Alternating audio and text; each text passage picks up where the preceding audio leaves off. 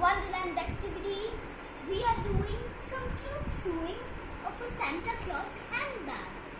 So in this set, you will get like 2 of these for the handbags, what you can say, the hand things, and this is for the belt of Santa, as you can see in the picture, which is not really necessary. You just need to take the mold out of it, and turns out at the back of these tiny ones they have stickers, so you just have to punch them out, and when you stick them you don't need any glue.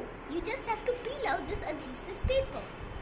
And I have already done the Santa Claus because it's just so cute.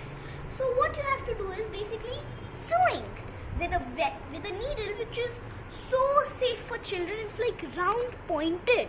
It's so safe, and it's also my favorite color.